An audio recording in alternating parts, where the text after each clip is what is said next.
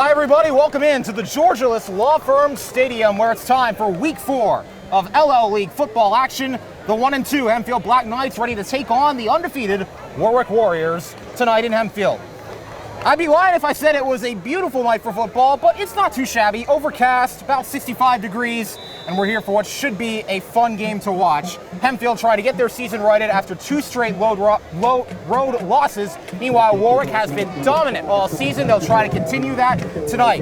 My producer, Jace Gibbons, my colleague, Colson, I'll bring him in for the first time tonight. Colson, Warwick, the heavy favorites in this game, coming in on the road against Hempfield, but what does Hempfield have to do to win tonight? I'll tell you what, Hempfield's line has been their strongest part of their game so far. We're going to have to see them work against number 66 from Warwick.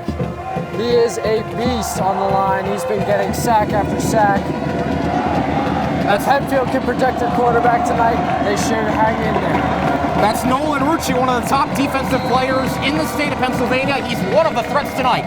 The kicker is Tanner Haynes. He's one of their wide receivers. He kicks us away, and we're underway from Hempfield. And it's Tanner Hess taking the kick out to the 20. He'll spin it out to the 25-yard line, and that's where Hempfield will start.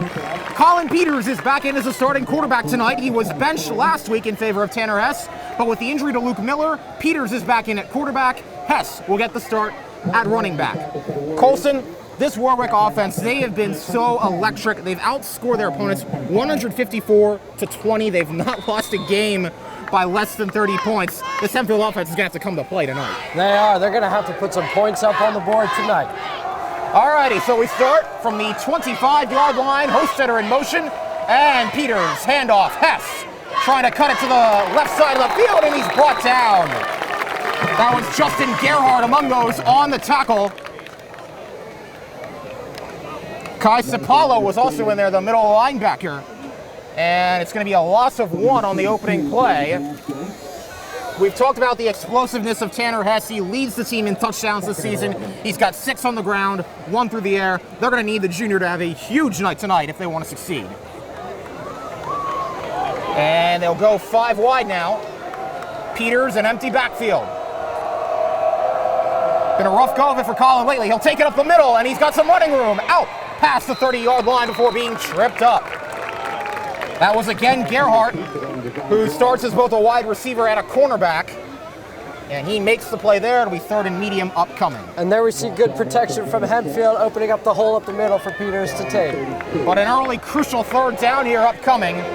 We'll see if Hempfield can convert it. It's 3rd and 4. They have Anthony Draghi in the backfield. He's to the right of Peters. To the left is Tanner Hess. 3 receivers. And the give to Hess. Trying to get to the outside. He's got the first. He's got more.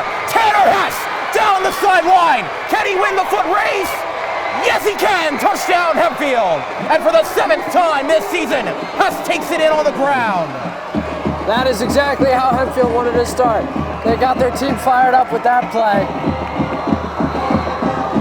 Calling a 68-yard touchdown run from Tanner Hess. He has been their most explosive player on offense this season. He burns them there, getting it to the outside, getting past the secondary, and now we'll see Nick O'Neill come on to attempt the point after. He was perfect on point afters last week, 4 for 4. Ben Marinas is the long snapper, David Almodovar is the holder, and O'Neill will kick it and try to make his 7th PAT on the year. Good snap, good kick.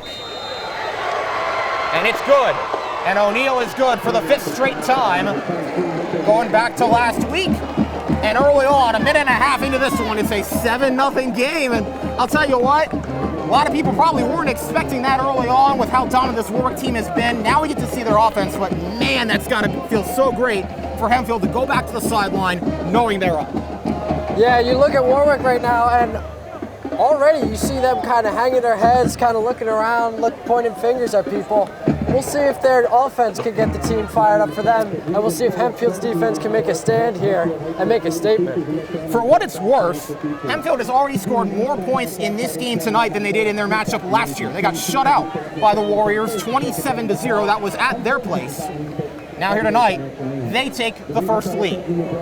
It is Justin Gerhardt, and I believe is that Grayson Rylick back to return. The kicks. And we'll get a look then at Joey McCracken, who's been absolutely outstanding as the Warwick starting quarterback this year. We'll talk about him more in a second, but for now it's O'Neal to kick it away from the 40.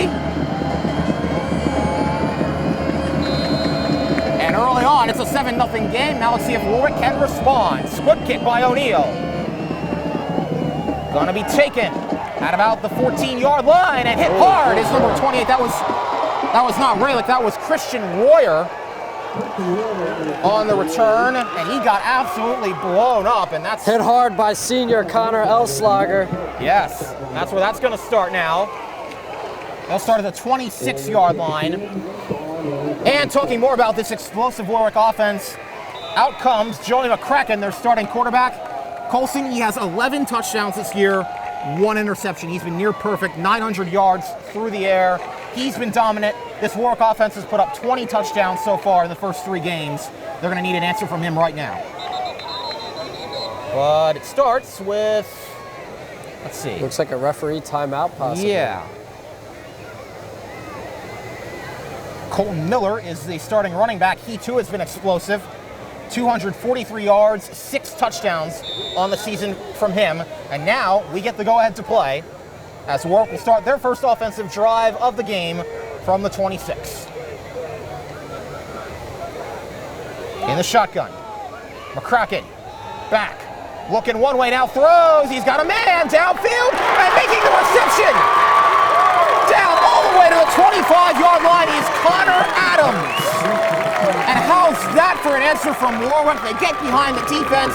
Ethan Kaufman eventually runs him out, but that's the explosiveness we know this Warwick team is capable of. They show it on the very first play from scrimmage. So far, it looks like we might see a shootout tonight. This might be one of those games. Hempfield knows they have to go punch for punch with these Warriors tonight if they want to have a chance. They succeeded on drive number 1. Let's see if their defense can get a stand now. Ball at the 22-yard line. McCracken sends Adams in motion.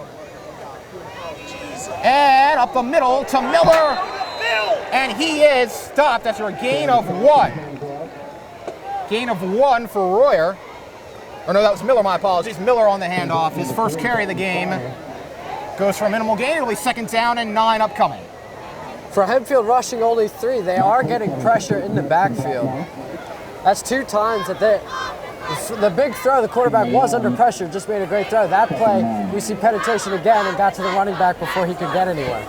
A lot of the defense up close. Maybe they'll show blitz now. McCracken will split Miller out wide. Empty backfield, 5 wide for Warwick on 2nd and 8. McCracken looking to throw outside, incomplete. In fact, it was, let's see, that was Kramer and Raider up there going for Colton Miller on that reception who had the, or no, that's actually not Miller. Is that, no, it's number 80. That is Thatcher Miller, the tight end. I believe that ball was batted down by Hempfield lineman Aiden Power. Yeah, Power's an impressive player for this Hempfield team. Starts on both lines. And a big standing reach. Yeah, not bad. 6'1", 235. The junior has been impressive. Now it's an early 3rd down and 8. McCracken trying to change the play at the line. Now here we go. They need the 13-yard line. Give Miller up the middle. He will not get the first down. He's brought down by the center of that defensive line. Looks like it may have been Power again in there on the tackle, along with linebacker Jack Burkhart. And it's 4th down for Warwick. And now we'll see, do they keep the offense out or do they bring the special teams unit in? Let's see. It looks like they're going to keep the offense out there. Caleb Schmitz, the leading receiver for Warwick, checks in. He's got 13 catches, 243 yards, 4 touchdowns in the air. It is 4th and 4. They need the 12-yard line. They're at the 16. Hempfield trying to get an early defensive stand here. McCracken back to throw outside. Has his man, it's Miller. And Miller brought down by Owen Nicodemus, but it's a 1st down, 1st and goal for the Warriors. They convert on the early 4th down. Colson, you surprised at all by that aggressiveness from Warwick? I'm not. Warwick has gone into this game thinking they're going to take their shots and they're going to be aggressive. And they want to see Hempfield try to burn them if they would turn it over. So the aggressive call by head coach Locker pays off. It's 1st down and goal from the 6-yard line. McCracken still has Miller in the backfield. And he'll get the carry. And Miller up the middle and in for the touchdown. And Warwick drives right down the field. It was a little more methodical, but it's an answer nonetheless. And the Warriors are a PAT away from tying this ball game. Just looked like a simple power play up the middle there, Colson. It paid off for him. Yeah, there you see Warwick's big offensive line opening the hole up in the middle. Tanner Haynes, the lefty, on to attempt the PAT with 8:17 to go in this first quarter.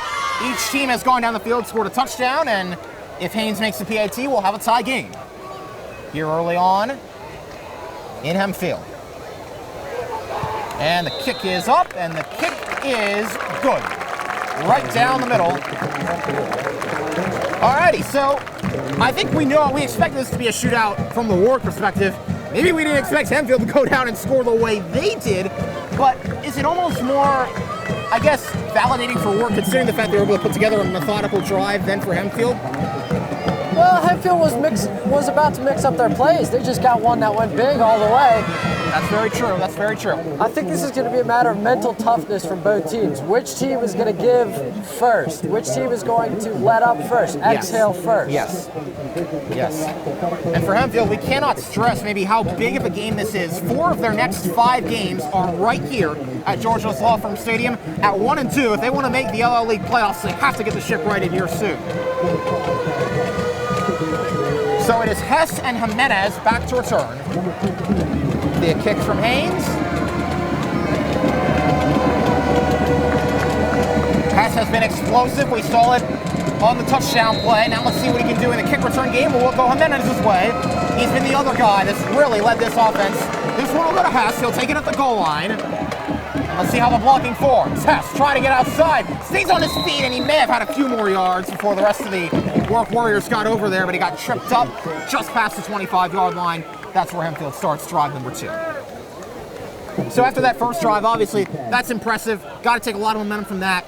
Now they have to sustain that. We're still very early in this game, and it's still a tie game. We'll see what Colin Peters can draw up. We know this ground game has been effective. Question is, can they get the pass game going? Let's see. Peters has Hess flanking him in the backfield. 4 receivers out. Now they send Hostetter in motion. He'll come to the other side of the field. Sam Hess, the lone receiver, left. Peters rolling. Can't find anyone. Now he's going to run. He'll slide forward down to the 29-yard line. Brought down by about 3 players there. Jonathan Forbes, David Anasco, and Nate Meyer were all in there. Now we know Hempfield is a run-first team here, but we've seen the most success when they decide to mix it up and they get some success in their passing game. So let's see if we see a pass here. But that's the thing we haven't seen all season from Hempfield. Success in the passing game. Here's Hess again, up the middle, and Tanner Hess able to use that elusiveness and that speed to get very close to a first down, and let's see if he got it. I don't think he did. They're going to mark him just short. So he's brought down just short of the line to make. It's going to be 3rd and inches. They need the 36. They're at about the 35 and 3/4 mark. Looks like they're bringing the chains out to measure Yeah, this let's one. see. Yeah, I think that's a good call. This was a very close call. They're going to bring the chains out, see if Hess did indeed do enough to get the first down.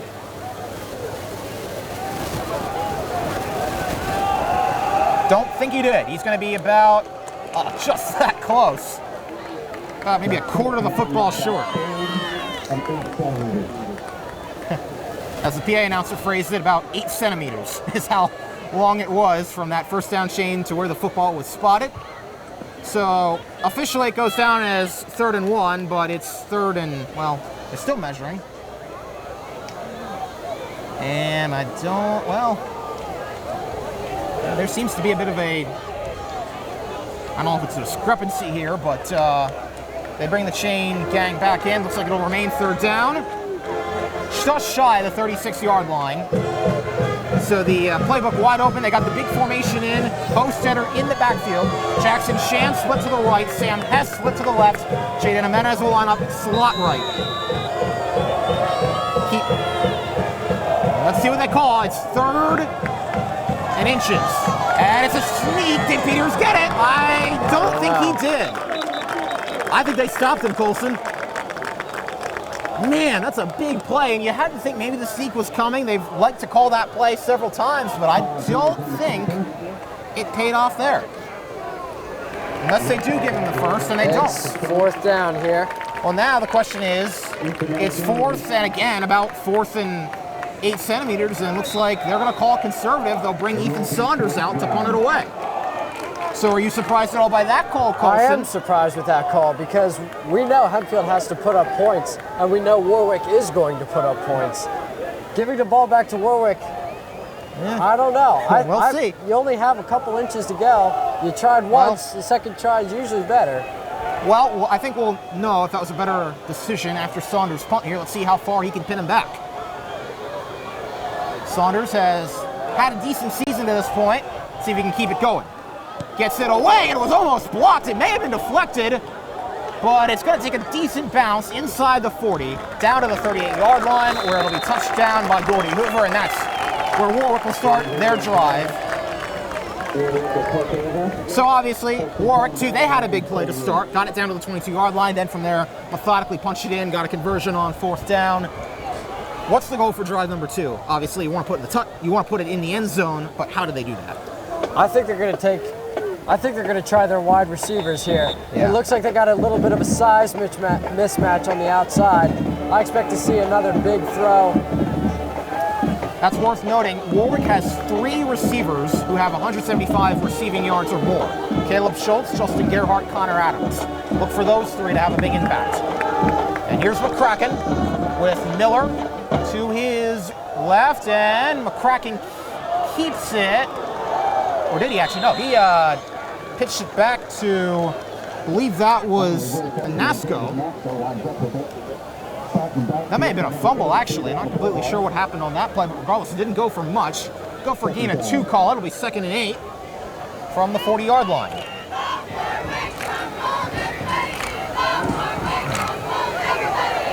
So after that short gain, call it 2nd and 8. McCracken lines up in the pistol. Sends Schmitz in motion. He'll get it, but it's a little too low for him. Out of his outstretched arms. Hofstetter was trying to get over to the cover it, but he didn't need to. Little uncharacteristic from Joey McCracken. Pats himself on the chest. Says, that's my fault. That's my fault. Yeah, just a little bit too low as he was trying to hit Schmitz in motion. If he hit him, may have been a big play, but wasn't quite able to get it to him. On that one, it's 3rd and 8. So now if Hempfield can get a stop, that punt looks a little smarter now. But if they give up this 3rd down, they've got more work to do. Let's see. McCracken still has Miller with him in the backfield. 4 receivers. 2 to the right, 2 to the left. Let's see where they go. McCracken back to throw. Has pressure. Hofstetter trying to chase him. And brought down. That's going to be close. That's going to be really close. Jack Burkhart was in there. Hofstetter was chasing him from behind. You had Nate Rader in there. And let's see what they give McCracken. I don't think he got the first. They needed about the 48-yard line. He's going to get it out to the 45. And it's going to be 4th down and 3. And now let's see. Will Warwick go for it again? Call it 4th and 4 officially. Looks like they're sending out the punting unit here. Yeah, they're sending out the punt unit now. Look at McCracken limping off a little bit. Looks a little ginger, maybe left leg, I think. Yeah, I think you're right on that one. Punter is Connor Adams. And he's standing at his 34. Back deep to return at his own 20 is Owen Nicodemus. And before the snap, there's a flag down. And it's going to be delay a game. So it's going to push them back even further now. It'll be 4th and 8. All right, so Hempfield able to get a defensive stop of their own, pending this punt, obviously. And now we'll see what they can do. Now they have Jimenez back deep. They send Nicodemus up to the line, and they'll have Jaden Jimenez, their leading receiver, back deep at the 23-yard line. Is this going to be a fake? No. Looks like he was going to try and roll out to pass it, but still was behind the line of scrimmage, so he decided to kick it away. This was going to take a really good Warwick bounce inside the 10, all the way down to the 7-yard line. Great punt from Connor Adams. So it looks like it may have been a fake at first. He was rolling out, decided then to kick it away, and went to plenty of avail, as it'll be first down from the 7-yard line. With 4 minutes and 12 seconds to play in this opening quarter, we are tied here in Hempfield as the sun continues to set at 7. Each team scored a touchdown on their first drive. Each team had to punt on their second drive. What will their third drives entail? It starts with an empty backfield for Colin Peters.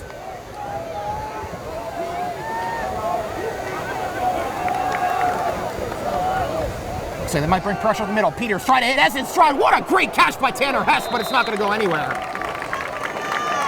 Pass was a little too high for Tanner Hess. Hess somehow brought it in, but didn't have much running room at that point before being brought down by Warwick, and it's going to go, let's see, small gain on that play. The second down, about 8 or 9.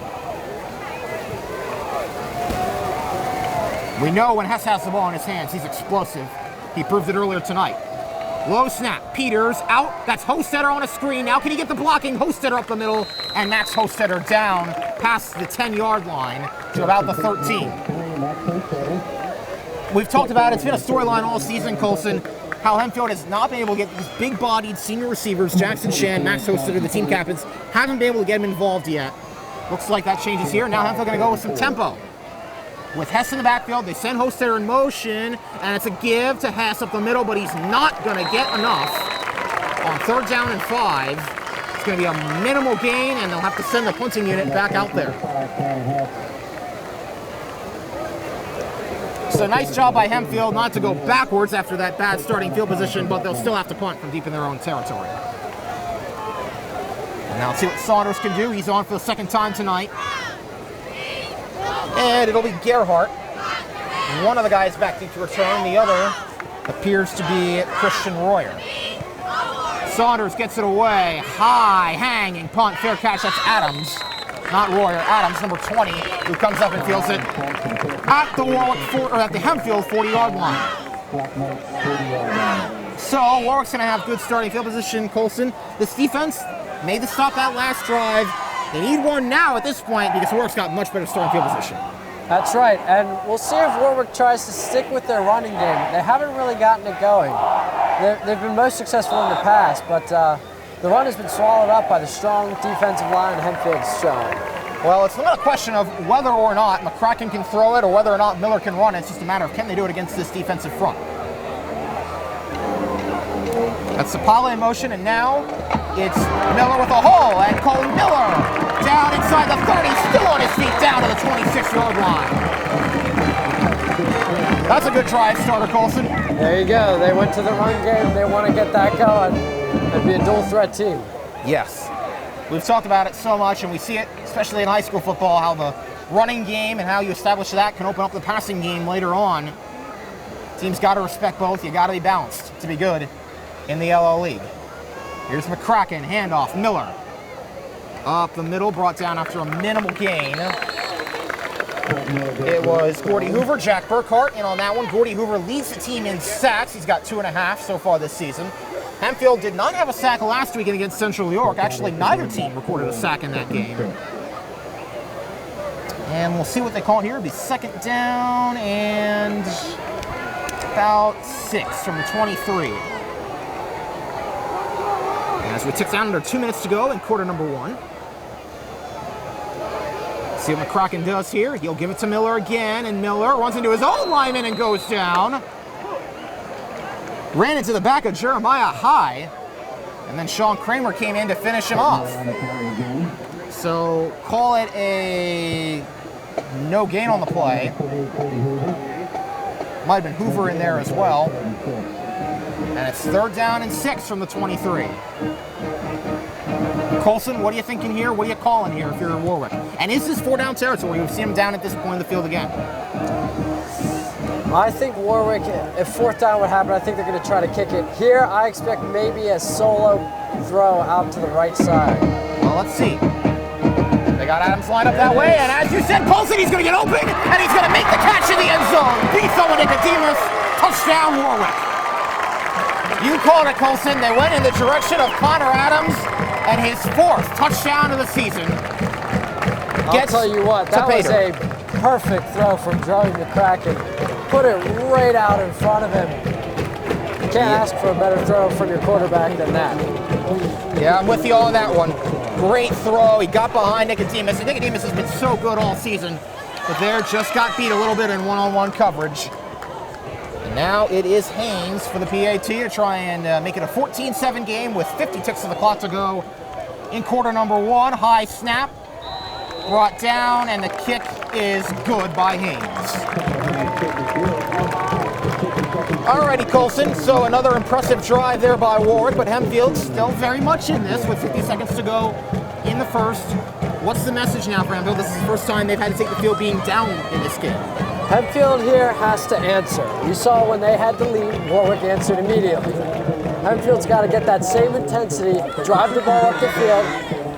They can take some clock off here. They got plenty of time, and they got to put a drive together and score a touchdown. Yeah, I'm with you on that one. We'll see if they can do it. It's Hess and Jimenez, that dynamic junior duo who leads the team in both rushing and receiving. Jimenez has 201 receiving yards and a touchdown. He's their leading receiver by far. It's not even close. And then Tanner Hess leads the team in touchdowns with 8 total, and that's not even close.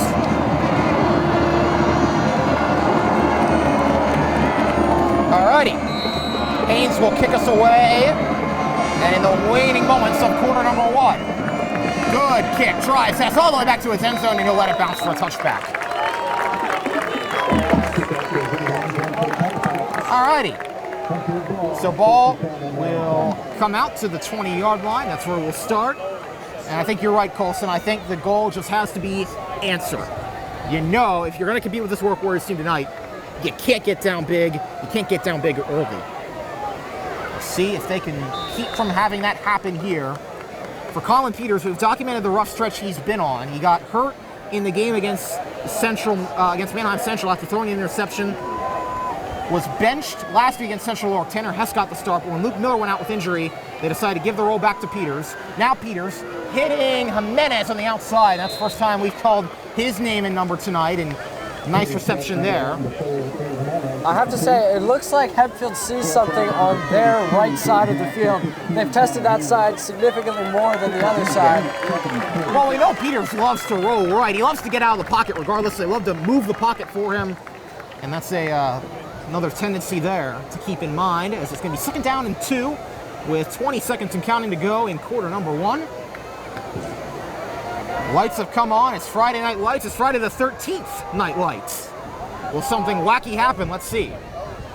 Peters. Oh, that's a miscommunication, and he's brought down in the backfield. I think that was a miscommunication. And now there's a flag. Hit came in. That was a busted play. It looks like Peters is going to hand it off to Hess, and he just kept waiting for Hess to take it. Hess never took it. And then Peters got brought down. Now let's see what the flag is. And we'll get the call. Warwick sent a blitz in on that play, was never picked up by the line, and that's why that Warwick player was free there. Yeah. And we've got one single solitary second to go in quarter number 1. And the flag is going to lead to a first down for Hempfield. As I think he said, it was a late hit on Warwick. And so that's going to move the ball all the way out to the 40-yard line now. And with that, we'll run the clock to the end of quarter number 1. The Warwick Warriors take the early advantage. They're up 14-7 over the Hempfield Black Knights. So, Colson, I'll tell you what, I mean, Hempfield, they performed pretty well to this point, had that really good opening drive. They've moved the ball pretty nicely to this point, maybe better than we expected. But, as you said, they've got to keep answering because we know this Warwick team, they're going to keep putting up points.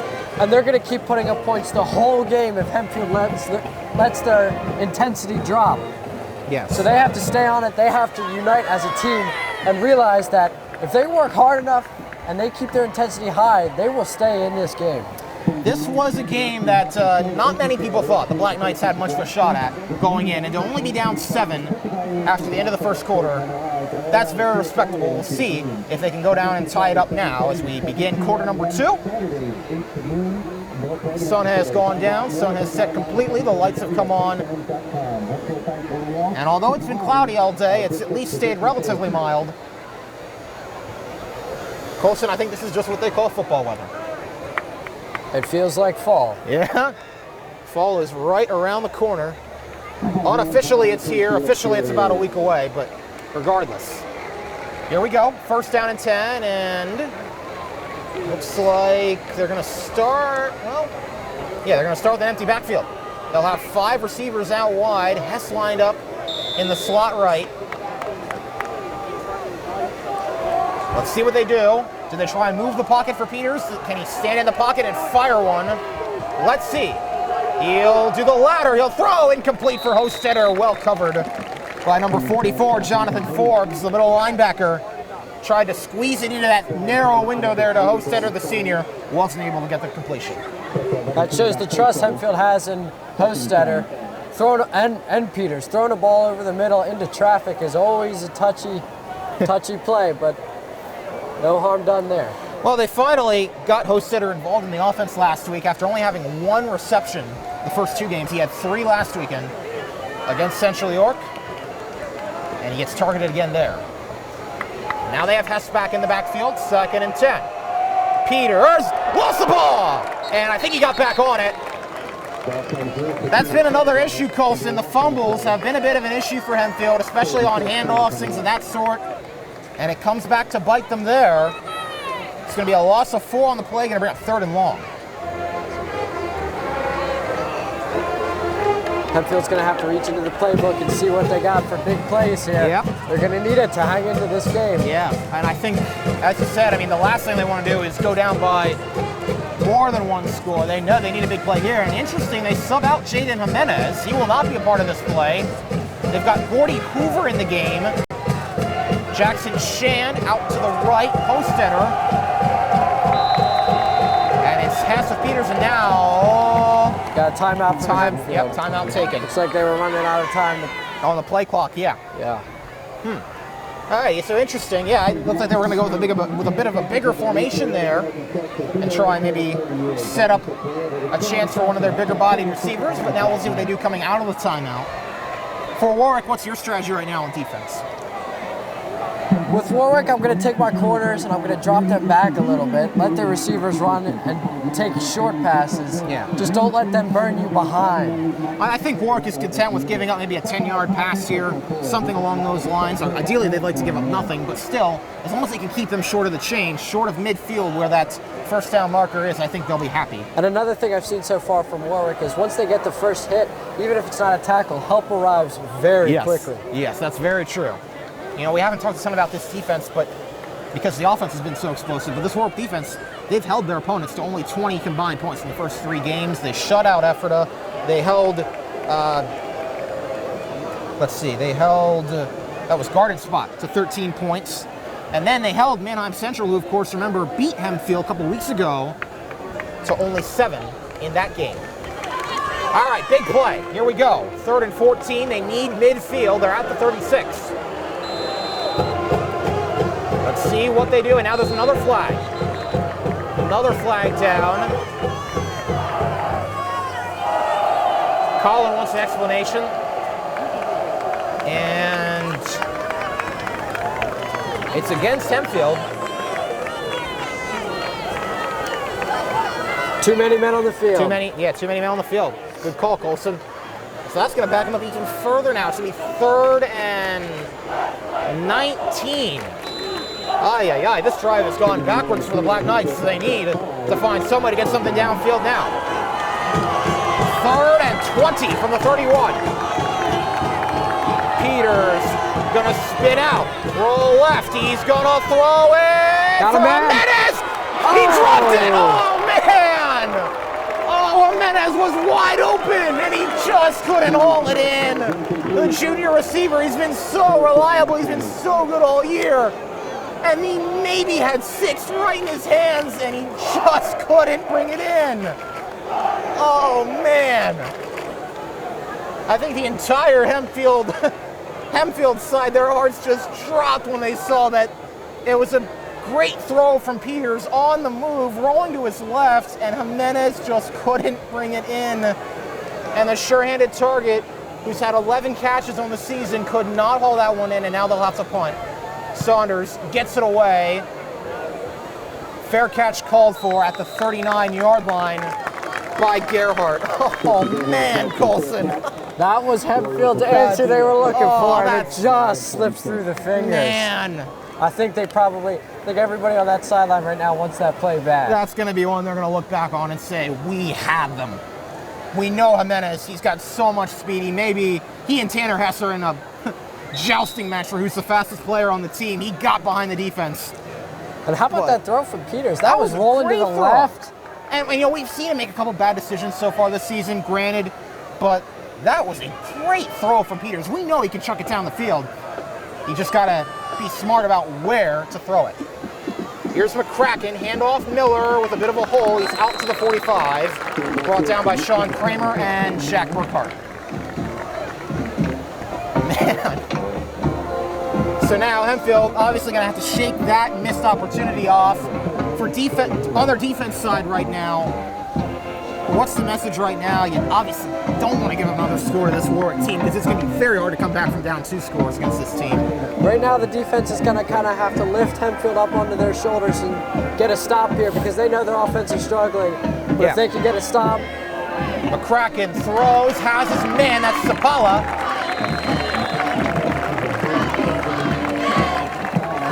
Kai Sapala gets it out for what will be a first down, out to the 47-yard line.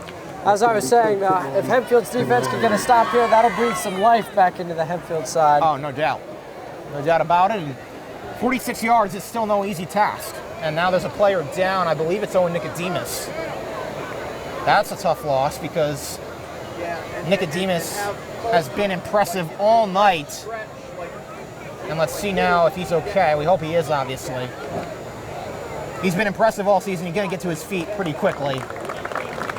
That's good to see. Limping off a little bit. This is a team that finally got bitten by the injury bug a little bit last weekend. Of course, we documented they lost Luke Miller to a foot injury. He'll be out for at least the next few weeks. Devin Shorter as well will be out for about 2 weeks with a very similar injury.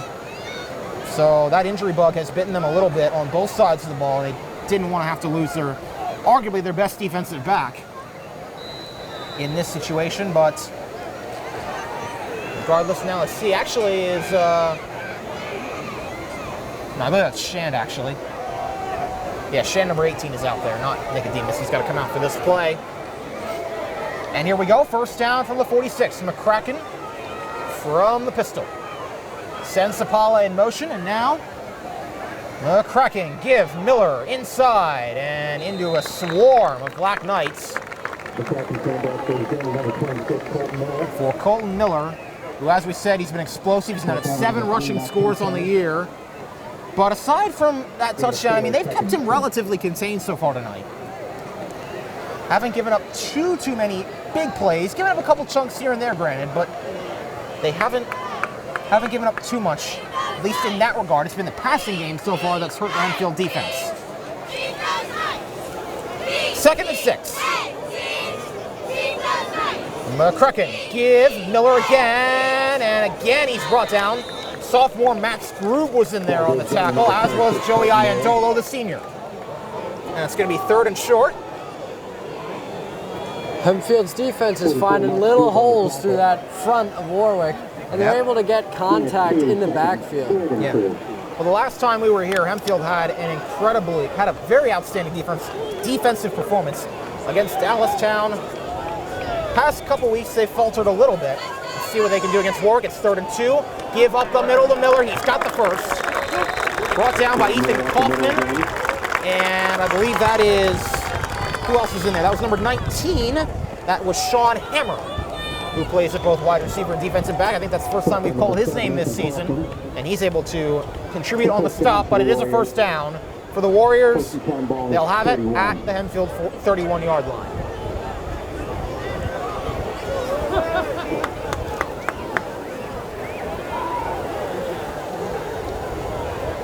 McCracken, short drop, fires outside, got his man.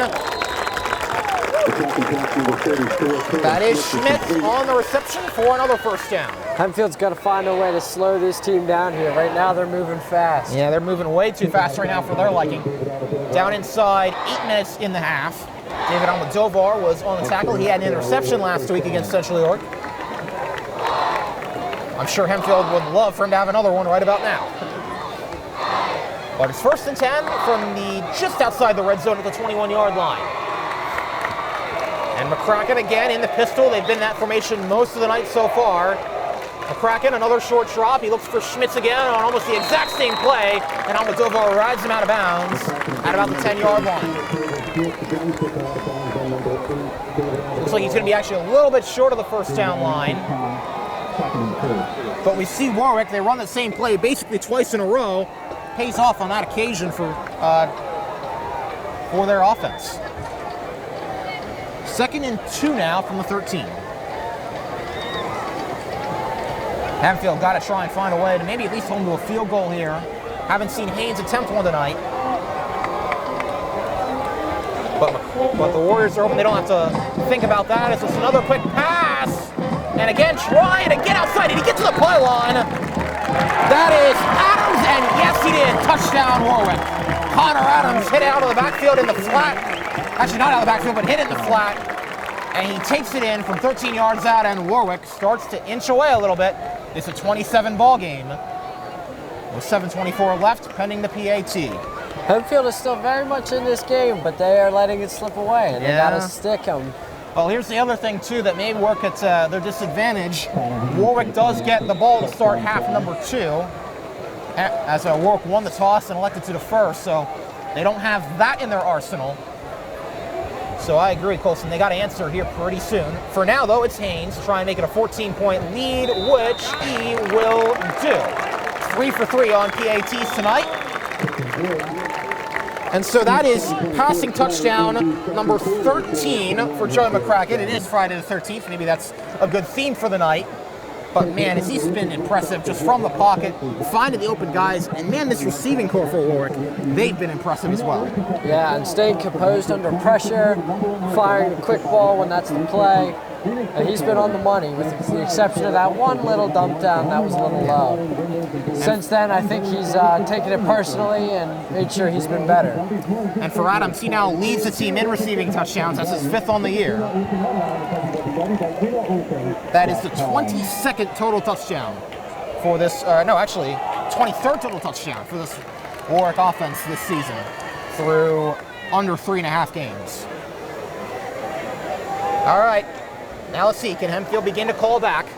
Down by 14, still got a lot of football yet to be played. Jaden Jimenez going to try and make up for that drop on the last series that may have been 6 if he would have been able to haul it in. Bet he's hungry, so too is Tanner Hess, so too is this entire Hempfield offense. And Haynes will kick us away from the 40. This will be returnable for Jimenez. He'll take it to the 10. And now Jimenez trying to work that right sideline, but he's blown up by Adams, who just had the touchdown. Adams and Eric Borg were the ones who blew up Jaden Jimenez on that play. And Hempfield will start from inside their 25-yard line.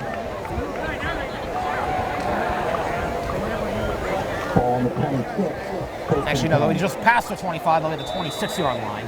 16-yard return from Jimenez. Hempfield needs to find a way to answer quick. Peters has not thrown a touchdown in a long time. We've seen Hempfield's receivers beat the corners once already. I want to see them try it again. Yeah. But for now, they'll stick with the ground game. It's Hess, shifty up the middle, gets it out to the 29 for a minimal gain. David Anosco was in on the tackle. Call it 2nd and 8 officially from the 28.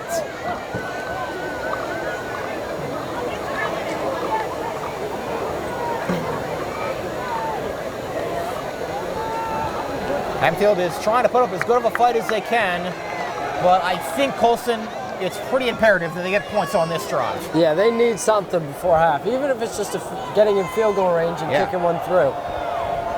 They need to get some momentum back. They have host hitter in the backfield. He serves as a lead blocker for Hess. Running Hess to is the free. left of the field and a big hole, but brought down past the 40-yard line. We see that explosiveness again from Tanner Hess. It was Justin Gerhardt who brought him down. It is a first down, though, for the Black Knights, and that's just the explosiveness. We've seen it all season. Whether Hess has been in a quarterback or at running back, he has been impressive on the ground. I'm pretty sure that was actually Tanner Haynes on the tackle, the kicker. He's also a cornerback out there. May have been. Solid shoestring tackle from him. Yeah.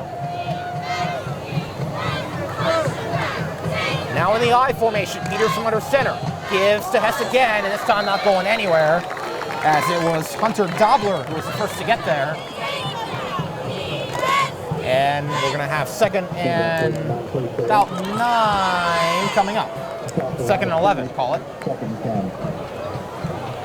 They'll move the ball back 1 yard to the 39. Again, Another thing that's dangerous about the Warwick offense that's not helping Hempfield is that on their drives, they take up a lot of time. Yeah. Hempfield's drives are not taking that much time because they're either getting a huge play to start or they're going out too quick. Warwick showing pressure. Do they bring it? They'll get it out to Sam Hess, the senior receiver, on a little screen out left. It'll be a minimal gain. It's going to be third and about medium upcoming. Hess has been the other Hess on the team, the one we haven't talked about as much, but it is the senior Sam Hess, who has been one of Peter's favorite targets ever since last season, but hasn't had a huge role in this offense to this point, as that was only his 4th catch of the year. Now it's 3rd and 7. They need the midfield stripe. They're at the 43-yard line. Sam Hess is the lone receiver to the right. They've got 3 out to the left, and Hess in the left in the backfield. Warwick student section getting loud. It's a screen over the middle, and it's incomplete. And he was going, I think, for Jimenez there, and they tried to set up a little screen over the middle, didn't pay off, and now Hempfield's going to have to punt it away again. Ethan Saunders has been a little more busy than I'm sure he would have liked to have been in this first half so far, as I believe this is punt number 4 for number 4. Let's see if he can try and pin the Warriors deep. From the 30 is where he'll kick it away. Solid line drive kick taken. Now it's lateral back to Adams, and Adams breaks the first tackle, and now he's got a shot. He's going to be forced out by Gordy Hoover past the 45-yard line. The trickery from Hempfield. It was Anthony Draghi who wasn't able to get Adams down at first. The kick was originally taken by Justin Gerhardt. He then turned around and gave it to Connor Adams, and Adams gets it all the way out to the 43-yard line of the Black Knights, making the 42. Hoover was slow to get up on that play. Looks like he's holding his left hand. Yeah. Don't like to see that from a solid player. Yeah, as we documented, he leads the team in sacks this season with 2.5. Didn't want to see that. He's going to have to come out at least for now. So it's another short field for Warwick, and now it's a timeout for Warwick. They'll take their first of the half. All right, Colson, I guess time to regroup here. Knights are down 21-7. I mean, obviously, they haven't been able to get a whole lot going on offense. They've had some good plays, but they just haven't been able to sustain anything. That's been the problem for them, and that's where Warwick has beat them. They've been able to sustain those big plays and those big drives. How can they get things turned around? I'd like to see a little bit more mix of plays, short and long. So far, it's been run, maybe a short pass here and there. We've only seen one big throw, and it had tremendous potential to go for 6. I'd like to see a couple more deep shots. The game's starting to slip away. You need points. Maybe risk giving up an interception here and there if you could get a touchdown on the other hand. Yeah, I mean, this is one of those situations where maybe you can't blame Colin Peters if he has to get a little desperate at some point, but he'd love to not be in this situation to begin with. It's you got 4 minutes, 47 seconds to go in the half, and Warwick gets the second half kickoff. So they're trying to double up as it's a handoff inside, and cutting through the middle that's Miller again, cutting through the middle like he's done all season long. And it's another first down for the Warriors, and now there's an injured player down, and I think is that Ben Marinas, I think? It looks like it might be. Oh, man. That's a big loss. He's one of the better linemen on the field. Well, I talked to him earlier this week. He is, as you may know, an HST TV7 member. I talked to him earlier in the week about his how he previewed this game, and he said it was going to be very tough to block Nolan Rucci coming off the edge. We don't know what happened there. We hope, obviously, that Ben is okay. Done a nice job so far, though. Rucci has been quiet in this game. He has. We obviously try not to be biased here against either side or against any players, but for a member of the HST TV7 family, we hope that Marinas can get to his feet and get out on the field very soon. And they're going to help him up to his feet, and Marinas will get up, and that draws an ovation from both sides as he'll walk off under his own power. He's had some shoulder issues in the past. Not sure if that's a similar issue here or if it's something related to a leg injury that we've seen with some other players this season. We'll see if he returns. Marinas was tasked with playing against Rucci on both sides of the ball. Rucci starts at both O-line and D-line, so too does Marinas. And we hope he can come back soon, but for now, Warwick gets the ball back at the 27-yard line. It's first down and 10 with 4:30 to go. McCracken, handoff, and it's Miller again up the middle. Miller down inside the 20. And he's able to just cut it outside, bounce it outside, around that offensive line, make the secondary come up, make some tackles. Let's see if he can keep that trend going. I agree, Colson. Hempfield is starting to let this game slip away.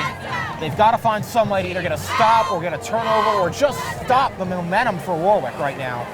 As it's 2nd and 2 from inside the red zone now at the 19-yard line. A place that Warwick has been all too familiar with this season. Now it's a handoff again to Miller outside, and he's got a pass into the end zone. Touchdown, Warwick. Miller, for the second time tonight, takes it in. And it is a 27-7 game pending the PAT. And Warwick starts to pull away as we come to the end of half number 1. Man, from what I've seen from Miller, when he gets the ball, his first footstep is so explosive. He can turn on a dime, go any direction he wants, and that elusiveness is really hurting the Hempfield defense. Yeah, they have been gashed tonight. We saw them get relatively gashed by Central York last weekend, but it wasn't to this extent. Next time they'll get the ball, they'll be down by 20 points, as it was missed by Haynes, his first miss of the night. So make Haynes 3 for 4 on PATs, and it will remain a 27-7 game. All right, Colson. I know you're more of a volleyball guy. You've never played football, at least at this level. But what do you think the message from Coach Sieber has to be right now to this team? Because they're not out of it yet, but man, they got to start getting something going to keep with this Warwick team. I can tell you right now, that coach is in that huddle, and he's trying to fire his guys up, give them some life. They started the game out, and they were fast, they were aggressive, they were pushing up the middle, and then all of a sudden now we've seen a little bit of passiveness from them. So that coach just wants to get them like, hey, listen up, we're in this game, but you guys have to start playing like you care about it. Yeah, that's true. And I think, the thing is, they had that first touchdown drive with Tanner Hess. You could obviously make the argument they could have had 6 more with the drop by Jaden Jimenez that could have gone for a touchdown. They've put some good drives together. They've gotten some first downs. They just haven't sustained it, and that's been the problem. As Jimenez will take it again in motion for the 15. Jimenez brought down by Anasco just past the 25-yard line. So, Colson, if Hempfield's able to make this comeback, who's the key guy to be on offense? Is it the quarterback, Colin Peters, or maybe is it one of the receivers, or maybe the running back, Tanner Hess? Who are you focusing on right now? I think Peters is going to have to find some of his bigger targets that we haven't seen this year. Jackson Shand is taller than the corner that's covering him. Max Hostetter is taller than the corner covering him. And then we need to see Hess in there mix it up with the run game and his elusiveness, and maybe a little bit of Jimenez here and there with his speed. Yes, I'd agree with that, but we'll see what they do. Peters outside, he's picked off, and that's going to go all the way for 6 as it's Gerhardt getting to the end zone. And Colin Peters, all he can do is stay down on his knees and wonder and think and wish he had that one back. Looked like a little bit of a miscommunication on the run. Peters threw it towards Shan, looking like he was going to do a little button hook and stay there. Shan kept running, and the Warwick corner just cut it off. Yep.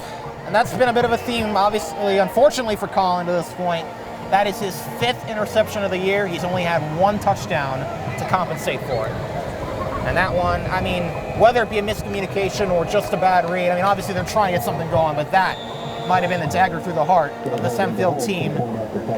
The game is starting to get a little out of hand, and it's not even halftime yet. Hempfield just needs to get to half. Yeah. And I think now we're seeing firsthand why and how this Warwick team has been so dominant, as Haynes this time makes up for his miss last time. He makes the PAT.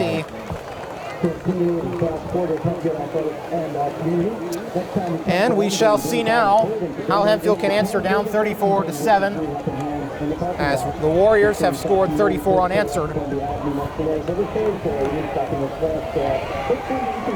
As you said, Colson, this is clearly not the ideal situation for the Black Knights. Obviously, Warwick's got to be loving it. They're all amped up on the sideline. They know that. I doubt you could say they're surprised. They knew coming into this game that they had a good chance to put up some more points. But Hempfield made them respect them, at least for the first quarter, but now things have started to get a little away from him. Let's see if Hempfield can do anything to answer and maybe stay in this game with 3:26 to go till the half. From Hempfield, I just want to see them in this game get something going, so they have at least, at the bare minimum, they have momentum into next week. Yes. I think that's something you got to preach too, is even if they're down the locker room, even if they're not going to win this game, have momentum going into Cedar Crest next week, and Jimenez gets it out to about the 30. But I agree with you, Colson, like, even if they go into a locker room and Coach Seabrass tells them, look, we're not going to win this game, but if we can put some drives together and drive down the field in this Warwick team, that'll definitely have an impact on where they're going next week against Cedar Crest. And that'll be their last road game for a little while for the Black Knights. All right, well, let's see what the Black Knights can do to answer. Peters again with Hess flanking him. They got 2 to the right and 2 to the left. From the 29, Peters handoff, pass up the middle, got a big hole, and Hess lowers the shoulder and going to get close to a first down. It was Gerhardt who was there to bring him down, who of course had the pick 6. And it's going to be 2nd and short. Brought down by number 6, Justin Gerhardt. Actually, it wasn't enough for a first down out to the 39-yard line. He needed 10. He got 10. And that arouses the band a little bit. At least gets them fired up. Now Peters changing the protection. And shifts Hess to the left.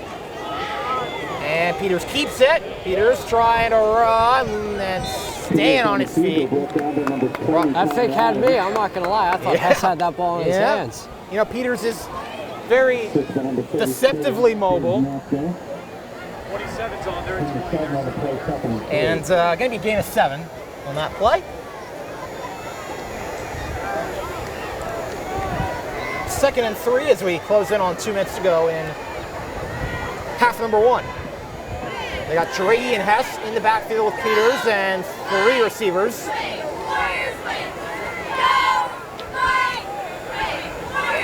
Peters, give, pass with Draghi out in front of him. Now he's got to try and reverse field. He's going to get brought down in the backfield for a loss. It was Seth Murray in there to finally bring him down.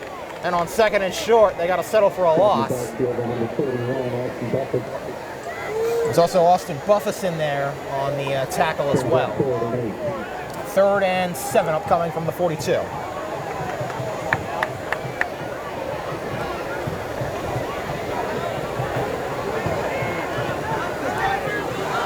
Alrighty. 3rd down, it's 7. Let's see what they got here. Dialed up. Peters, gonna keep it, gonna roll left, gonna fire for Hess, and he's got it.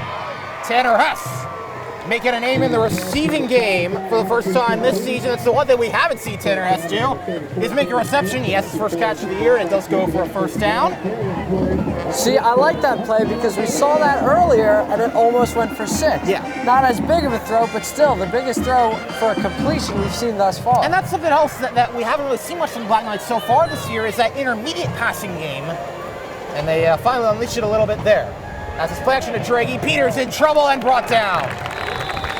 Brought down by about two defenders. It was Eric Borg, I believe, on the sack. And I believe there was another player in there as well. It may have been number 77, Hunter Dobler. Maybe 2nd and 14, and now timeout for Hempfield. They'll take their second with 43 seconds to play. But good news for Hempfield. They are in Warrior territory. If they can go down the field, if they can score a touchdown, at least make it a 20-point game in the locker room. I mean, obviously that's not ideal, but it's certainly better than the situation they're in right now. So we'll see what the call is. So you got to root a little for Colin Peters too. He has had a rough past couple games. If he can just find a way to put one into the end zone, that would definitely boost his confidence. He led a touchdown drive at the end of last weekend's game against Central New York. They brought Peters in at the end of the first and second half. At the end of the first half, he threw an interception to Amir Manigault for Central New York. But at the end of the second, when Hempfield was down by 9, they brought him in, and he was able to lead a touchdown drive down the field that was culminated by a 10-yard Tanner Hess rushing score. But he had a big throw to Jaden Jimenez on that drive. So Peters has had some good plays. Got to just try and limit the bad ones. For now, though, 2nd and 14 from the 48.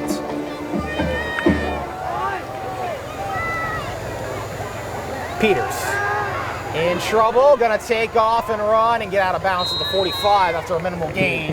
The 3rd and 11 upcoming, as that takes 5 seconds off the clock, 38 to go.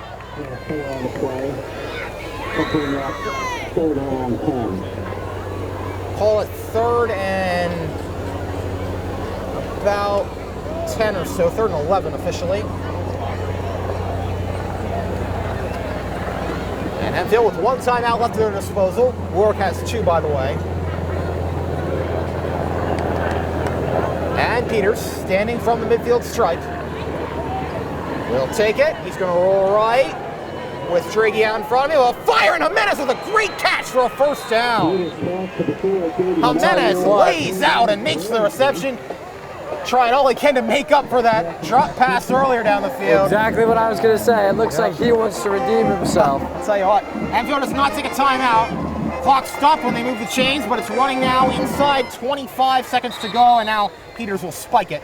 That'll bring up 2nd and 10 from the 32. I'll tell you what, we've seen Jimenez make some great catches.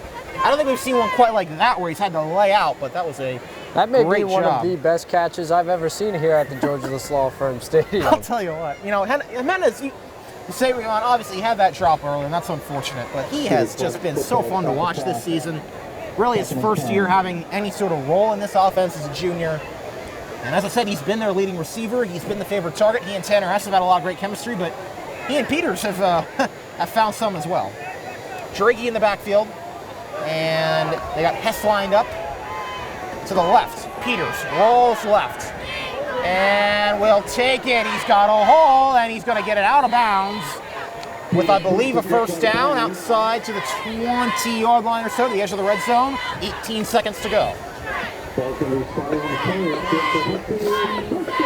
So it is a first down, and this is the best drive we've seen from the Black Knights since their opening one. They're down inside the red zone for the first time tonight. Looks like they finally got a little bit of momentum. They're starting to put a drive together of multiple big gains here. Yeah. And I mean, at this point, you don't want to leave any time for Warwick to go down and answer, which doesn't look like that'll be an issue at this point. Let's see, they got Draghi in the backfield. Peters gonna roll again. 3 people on his face, gets it away, and it's picked off again. Oh, and Peters can't believe it. Austin Buffus on the interception. Peters got rocked on that play. Oh, he got rocked. He had 3 people coming in his face. It looked like they were going to try and maybe set a bit of a screen up, move the pocket outside. Oh, man. Well, you know, that's got to be a crusher for Peters. He had led a great drive to this point, and it ends in another interception. The turnover woes continue for the senior quarterback. And Warwick will get the ball back, and I would assume, even though they have 2 timeouts, they'll probably be content to take a 27-point advantage into the locker room. And there you see the impact of the loss of Ben Marinas. He had 3 big Warwick defenders rushing in there, and almost no protection for Peters. Yeah. McCracken will throw outside. It's incomplete. Going for Schmitz again.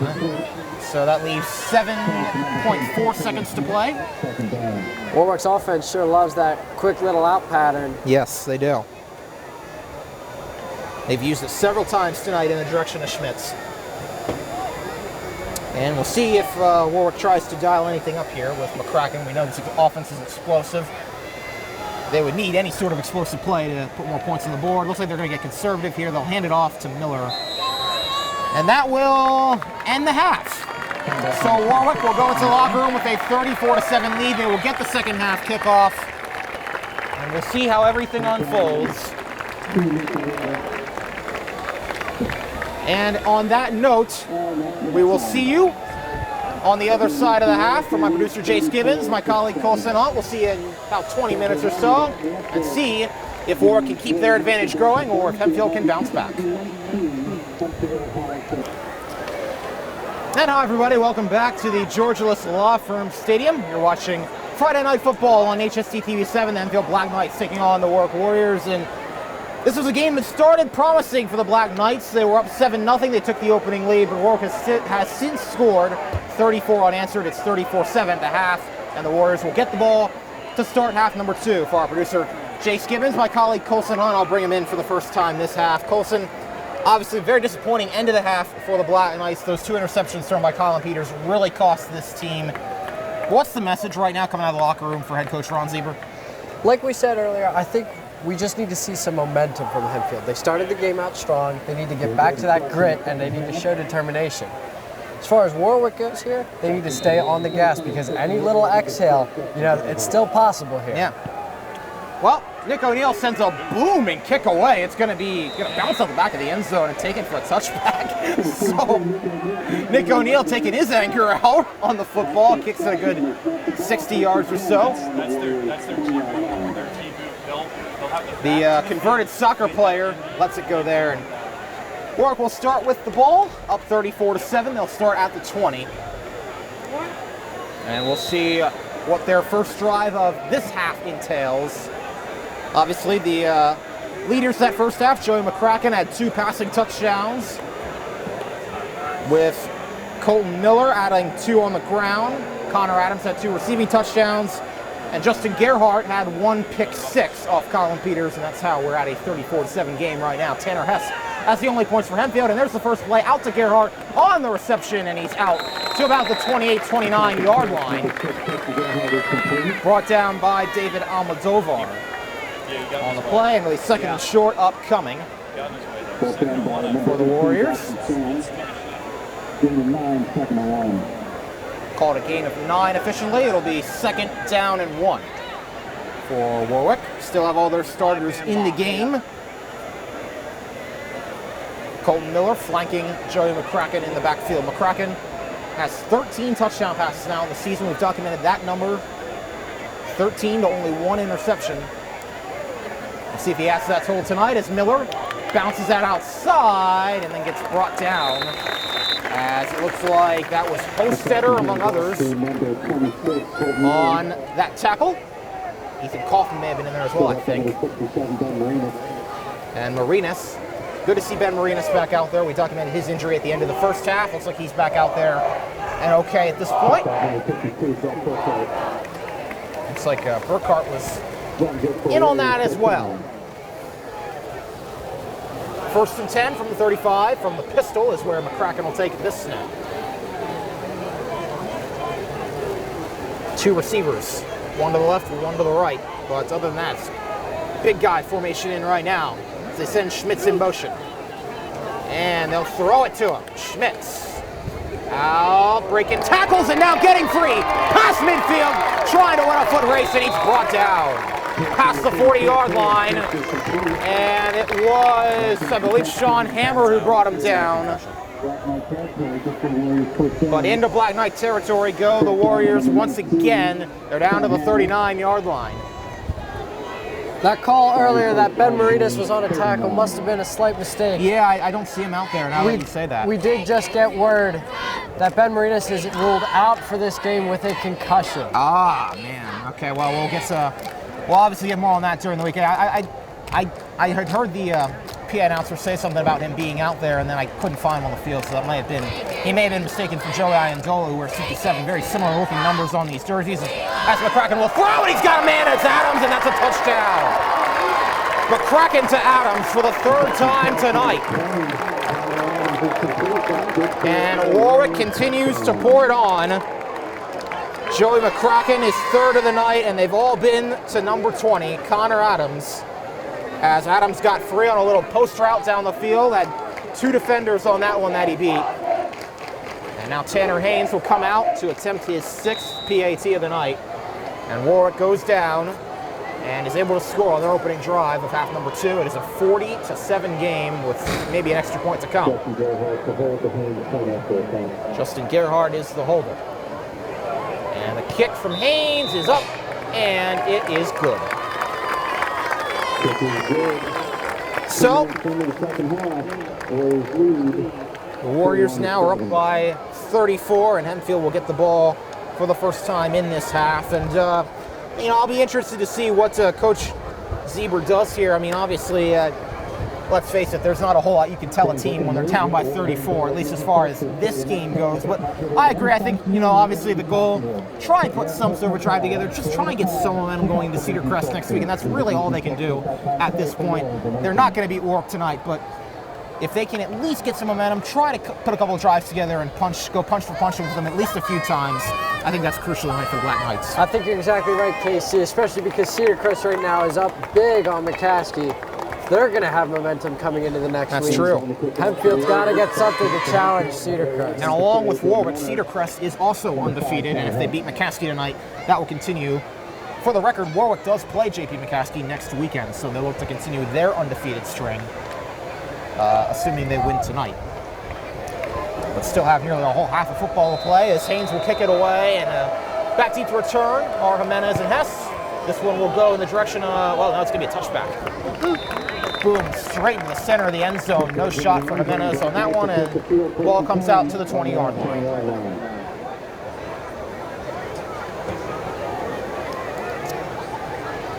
So the Hempfield offense will take the field for the first time in this game.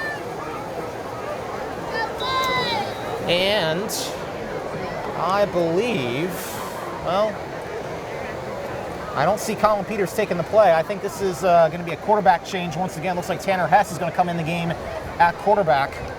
Of course, Peters threw those 2 interceptions at the end of the half. One, of course, which was returned for a touchdown. The other at the end of a good drive. So they'll put the lefty Hess back in at quarterback for the first time tonight. And it's Draghi. Now Hess takes it off play action, and Hess bouncing to the outside, gets it down to the 25-yard line. So, Colson, I can't say I'm entirely surprised about this decision to put Hess back in at quarterback. Obviously, at this point, you're down by a lot. This game doesn't mean a whole lot going forward, at least, for the foreseeable part. Maybe you just put Hess in, see, what he can do. Obviously, the kind of narrative has been that Peters is the better passer, Hess is the better runner. As far as quarterback goes, that's kind of up in the air. But they're going to give Hess a shot here in this second half. And they'll put Anthony Driggy, they'll move him over to the backfield. And Driggy now up the middle for a gain of about 5 or so. That's going to be very close to a first down.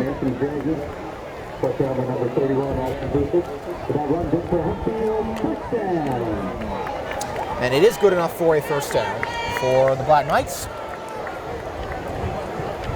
Another reason we may be seeing that quarterback change is because Hess is standing in there at about the same height. Hess is 5'10", Peters is 5'11". Yeah. But Hess outweighs Peters by 20 pounds and may be able to take a hit here and there. They may be resting Peters with next week in mind. This on a jet sweep to David Almodovar. He makes he gets the handoff on that one. call it a gain of 1 on the play for Almodovar. First time we've called his name on the offensive side of the ball tonight.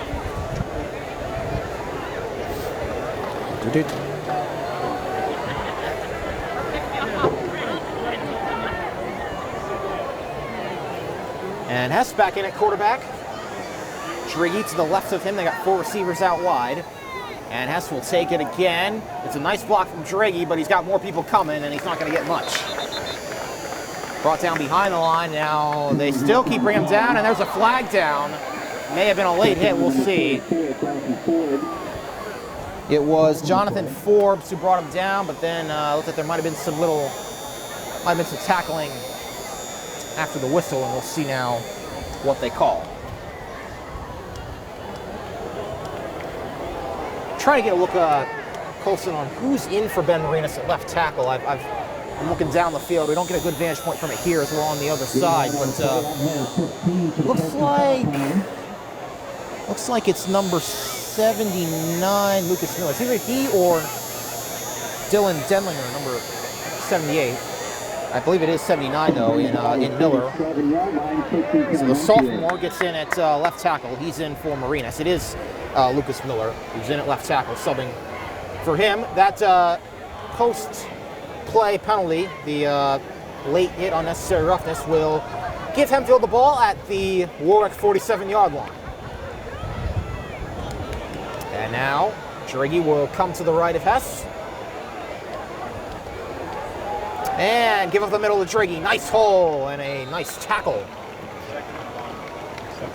by number 46, I believe that's Nate Maher, on the bring down.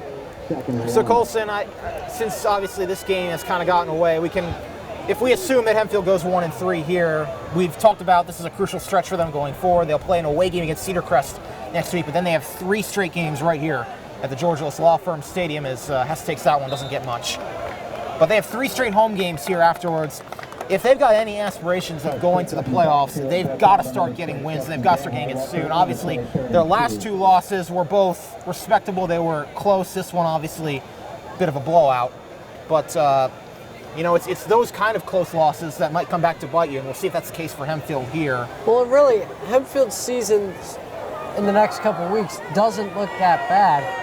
They've gotten their 2 out of their 3 toughest games out of the way in Manheim Central. This is number 2 in Warwick. Yeah. And then they'll play Township, another very strong game. Yeah, and but every other game should be either close or very winnable for Hempfield.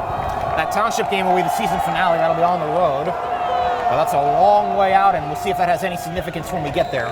Driggy takes it up the middle for a minimal game. Actually, may have been no game. It was a 3rd down and 2 from the 45, and it's going to be 4th down, and we'll see what they decide to do now. As it was, let's see, Owen Campbell on the stop. And now, yeah, it looks like it's going to be 4th and 1 from the 44. They need the 43. Alrighty, 4th down and 1. Let's see if Hempfield can convert.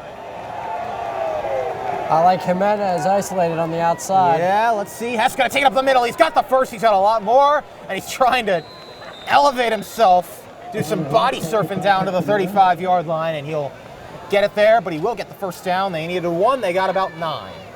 And it is a 1st down for the Black Knights. And yeah, the interesting thing for the Black Knights, I mean, like we've documented, I mean, they obviously left the points on the board when Jimenez couldn't haul it in down there. Who knows what would have happened, but if he'd gone for a touchdown, that would have been big. Obviously, they get down in the red zone. Peters throws the interception at the end of the half.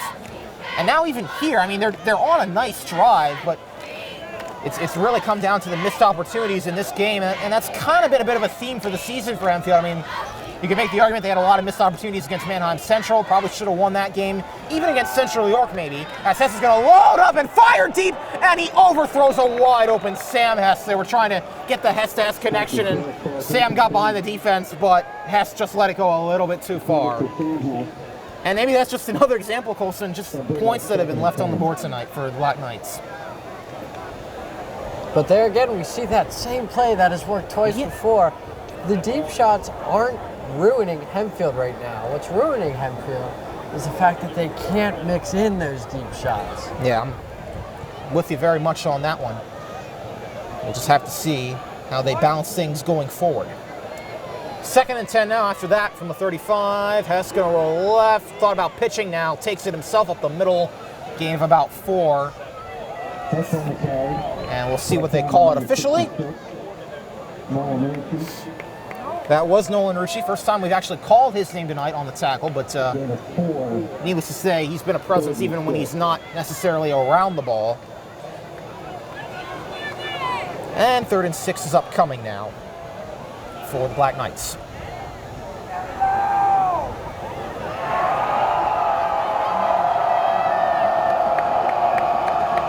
So, from the 31-yard line, 3rd and 6, Hess off play action, fires. He's got Hess, the other Hess, and then he's blown up at about, after a gain of about a yard. So they get it to Sam Hess again on a short little play, but now it's going to be 4th and medium. And at this point, well, there's not much of a point to punting, so they'll go for it on 4th and 5 from the 30. They need the 25-yard line. And we'll see what they dial up here. They got the last 4th down conversion. See if they can get another one here, although that one was 4th and 1. This one, 4th and 5.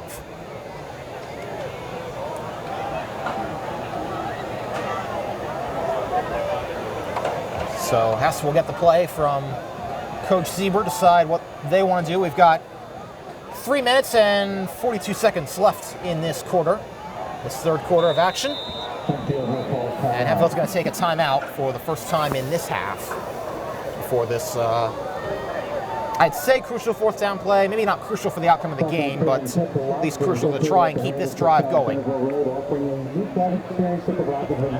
So, we will now see what comes of this. I think that first drive, though, Colson showed that Warwick, they're not going to let off the gas. I mean, this is a team, they put up 61 on Ephrata, they put up 56 on Garden Spot, they put up 37 on Manheim Central, they put up 41 tonight. They don't let off the gas even when they get up big. That's right, and that is one of the key characteristics of a great team, is how you play when you're ahead big and how you play when you're down big. We're going to have to see both of those mentalities from these teams. Warwick, ahead big, they have to stay on the gas. Hempfield, down big, they have to keep fighting. And sometimes it's a subject of criticism when teams get up big to kind of keep, pouring it on, keep piling on the score. But if you can't stop them, then you don't really have much room to complain. Here's Hess throwing. He's got Jimenez, and he just couldn't hit him again. Jimenez was open, and that would have been 6. But Tanner Hess was just a little bit too far to the right, and they'll turn it over on downs, and Warwick will get the ball at their own 30-yard line. So again, they tried to get it to the speedster Jimenez, who has had a bit of a rough night to this point. That one not necessarily his fault, at least from the naked eye, as Hess just couldn't quite hit him, rolling to the right. And Warwick will now take over.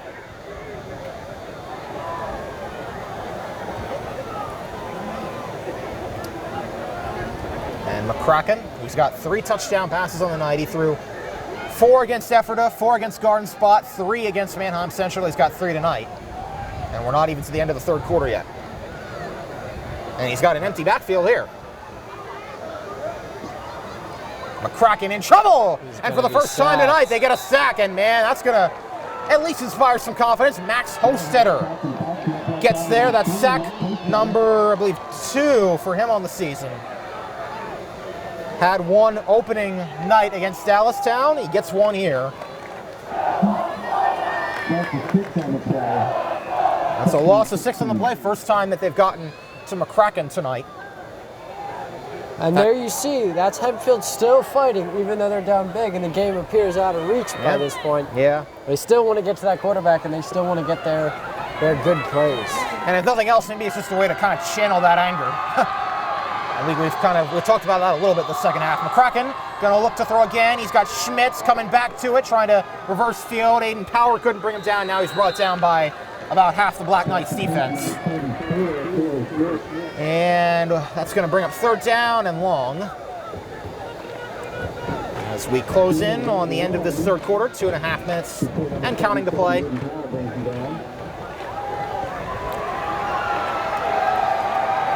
And we'll see what the down distances are. Officially, it looks like it'll be 3rd and 15. They need the 41. They're at the 26. So, here's McCracken. See what they have dialed up for 3rd and long. Haven't seen them in this situation much tonight. And McCracken gonna look. He's got Schmitz. It's a wobbler, and he adjusts to it perfectly. Caleb Schmitz adjusts to that one perfectly over Tanner Hess. And it's a 3rd and long conversion. Caleb Schmitz just keeps doing it. That ball, it didn't look like a beauty from McCracken, but Caleb Schmitz was able to kind of adjust to it, get his body turned around, and make the reception there to keep the drive alive. If I could look into the future right now, I think I would see Hempfield doing a lot of cornerback drills this next week. They've been burnt out wide multiple times tonight. There's just another example. And we haven't seen it much this season. I mean, we've seen a lot of great play from the defensive backs to this point. Tonight just simply hasn't been the case. Here's a go up the middle to Colton Miller for a gain of a few. Actually, no, that was not Miller. That was Christian Royer in the game now for 28. Call it a gain of, gain of 5 yards. It'll be 2nd and 5 from the 40.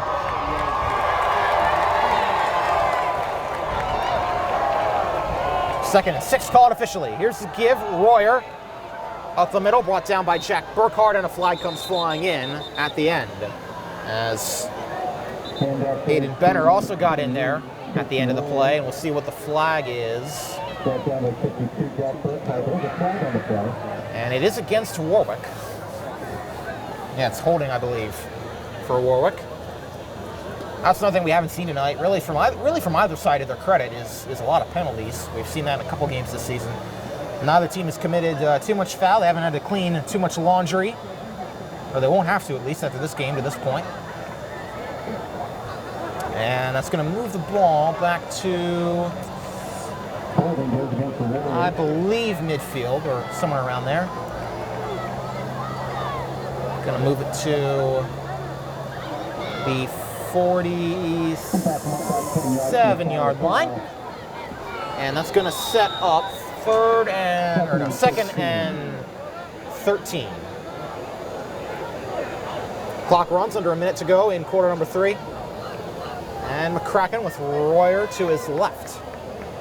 So it looks like Colton Miller's night might be done. Actually, yeah, it is Royer, and Royer out of the backfield makes the reception before being brought down by.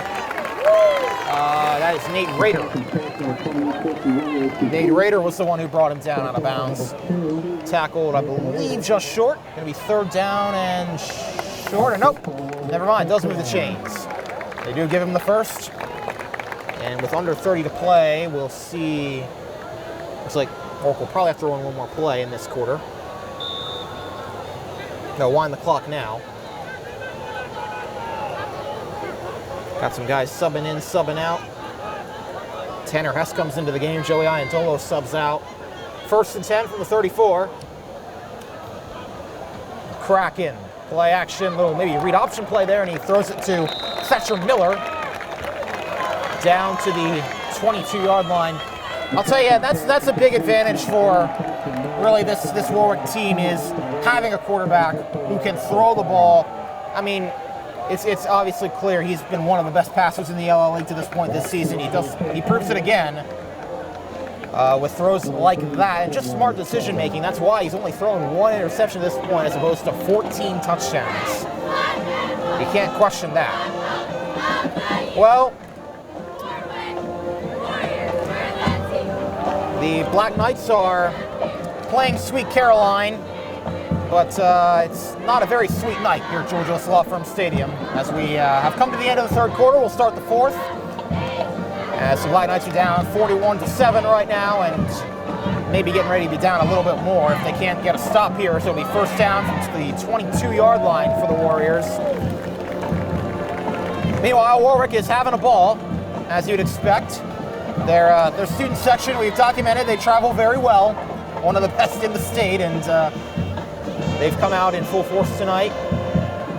And pretty soon they may outnumber the amount of Hempfield fans here, as they're going to be the ones partying into the night, and not the Black Knights. Something we've seen from Warwick this game so far that makes them such a fantastic team is they run their offense and defense both super under control. Yes. Every movement is intended and disciplined, and that's why they're so deadly. Yes, very true. They've definitely done a great job leading up to this game and really leading up to this entire season. McCracken's going to throw. He's going to take a shot for Schmitz, and he's got him in the back of the end zone, and another touchdown. Caleb Schmitz does it again. And Warwick will continue to pile on the points. It's now 47-7 as Caleb Schmitz. Looks like he beat David Almodovar on that play. And Schmitz gets in on the fun. His first touchdown of the night, the fourth for McCracken through the air.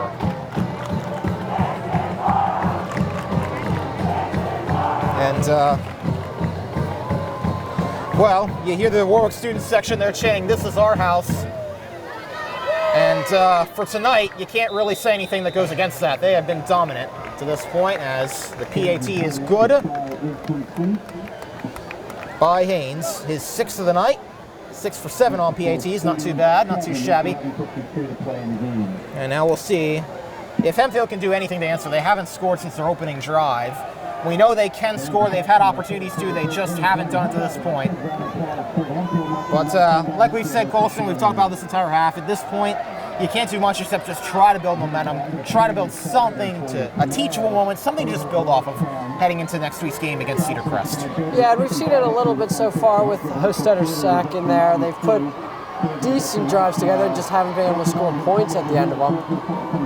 A little bit of mix of those individual good plays and then some points on the board will just lift the chins of this Hempfield team right now. Exactly. And I mean, you know, to Hempfield's credit, I mean, this is a team, I know we're not in the what-if business, we don't like to play the what-if game, but you think if a couple plays had gone differently, this team could be 3-0 right now, and almost 3-1.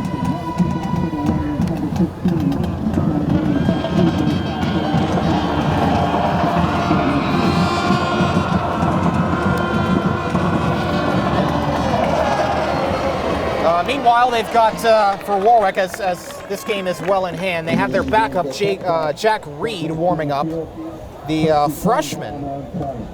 Not very often you see freshmen on the main team. He's actually one of only 2 freshman players on the team, he and Harmon McKnight. But Reed has come in a couple times in garbage time this season. He will likely make a return appearance, as it looks like Joey McCracken's night might be done. But what a night it has been, if it is done. 4 touchdowns, no picks. Well over 1,000 passing yards in the season now. He came into the night at 900. Let's just see if Hempfield can do anything to at least spark something heading into next week. As it's a 48-7 ball game. Hess remains in the game at quarterback. Driggy in the backfield. They send down Modovar in motion, and they give it to Driggy up the middle. And Driggy with a hole, and he levels the boom. Lowers the shoulder. And that was on number 10. That was Adam Martin. And that is a Hempfield first down. It's, you know, it's going to be very interesting to see. It's kind of been a story. You obviously don't really want to see controversies at the high school sports level, but I think we'd be kidding ourselves if there's not a bit of a QB controversy going on right now between Colin Peters and Tanner Hess, who will get the start next week. We shall see. They've experimented with both. Peters has gone 1 for 1 as a starter. Hess has gone 0 for 1, but you know, we'll see what they decide to do going forward. As they put Hess in for the second half, and he led a decent drive that last time out. Just wasn't able to get the 4th down conversion they needed, but we'll see what he does here.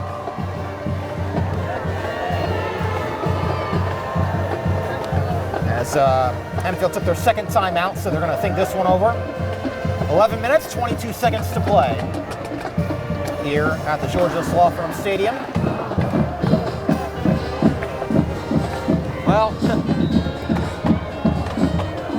let's see what will unfold here. Hess. Give, they're going to play conservative. Hand up the middle to Draghi, who stays on his feet through the middle.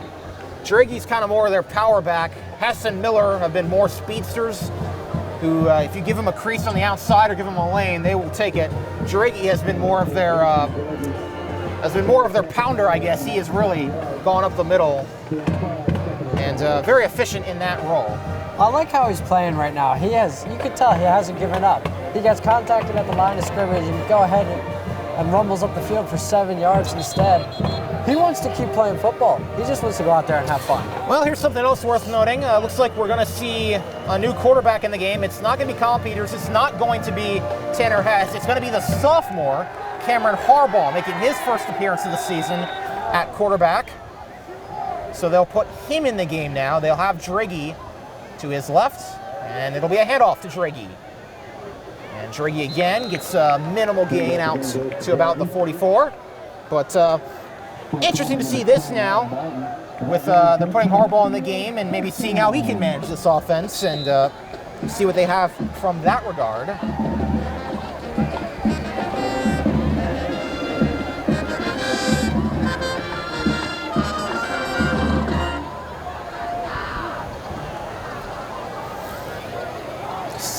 It's going to be a first down and 10 from the 44. Harbaugh with Driggy to his left. Give to Driggy again. He's not going to go too far. Get brought down to the 45. Going to be a gain of 1 on the play. That was Alex Swan in on the tackle. And I guess the good thing maybe about garbage time situations like this is you hear about players or you see players that we don't usually see. Got a lot of backups in the game now at this point for both sides. And looks like that's gives some of these other guys a chance to at least, even if in a loss, get some game time, get some action. They got Nate Rader out there playing wide receiver. We've seen him mainly at defensive back to this point. As the snap is high over that of Harbaugh, and he's able to fall back on it. But a huge loss on the play. Preston Johnson was the one who brought him down. A huge loss on that one for the Black Knights. But Harbaugh lucky to get that one back. Looks like we got about 3rd and 26 right now. Something like that, yeah. Let's see if Harbaugh's got an arm. 3rd and 30 to be exact. And I wonder what you do here. Do you just call a conservative play and try and get out of here a little quicker, or do you just maybe see what you got? They're going to do the latter. Harbaugh looking. He's going to have to run now. He's taking it hard. Brought down by Alex Swan and Owen Campbell were in there.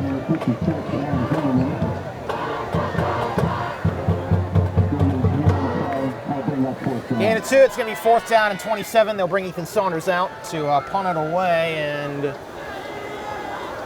have a new long snapper in the game. I'll get a look at who that is in a second now that Marinas is out with that concussion.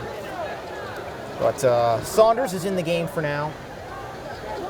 Looks like it's, I believe Caleb Elslager is the long snapper. Now, as making some people miss.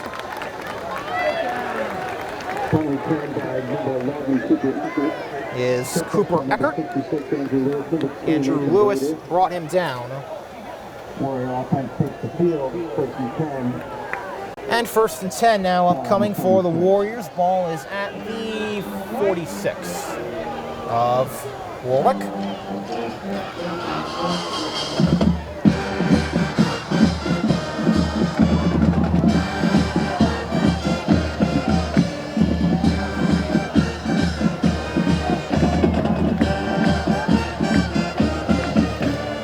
And as we said, Joey McCracken's night is done. He has performed his task for the night. Now they got Jack Reed, the backup in. And the handoff up the middle goes to Christian Royer. Royer's been brought in a lot this season because Warwick has been up a lot this season.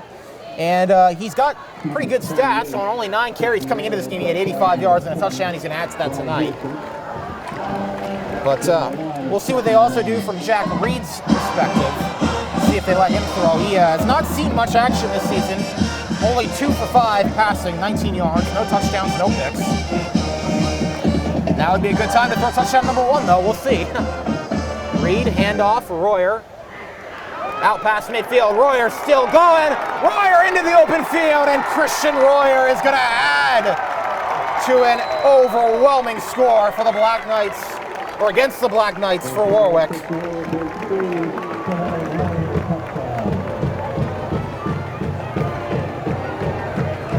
And, well, I mean, you really can't say too much at this point other than this is just a masterclass performance by Warwick tonight.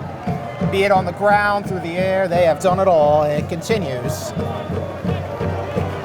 With 6:48 to play,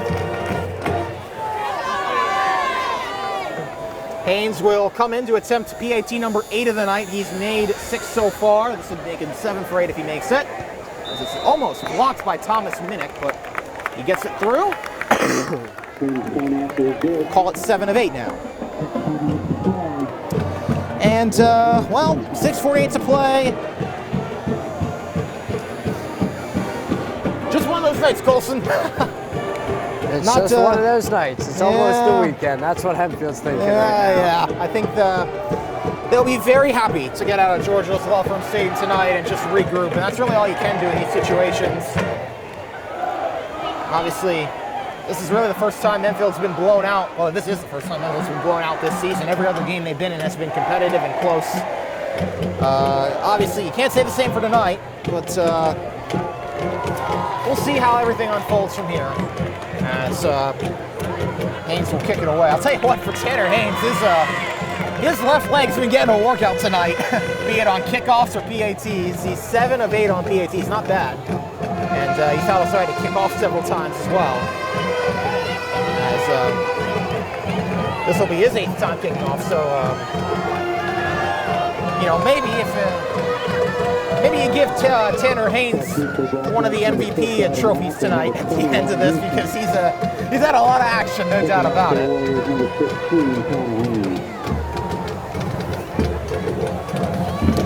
6:48 to play.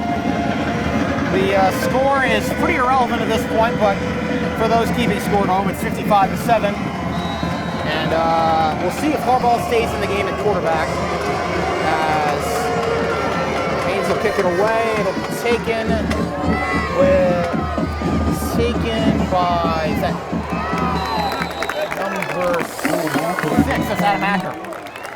Yeah, we've got a lot of backups in the game. That's Adam Acker there on that kickoff return. The other guy they had back there was number 20, and that was Ryan Houston, who, of course, is brother to Matt Houston, who was the team's starting running back last season. But, of course, graduated. They lost him to graduation, as they did with other key players such as Darian Ressler and Riley Good.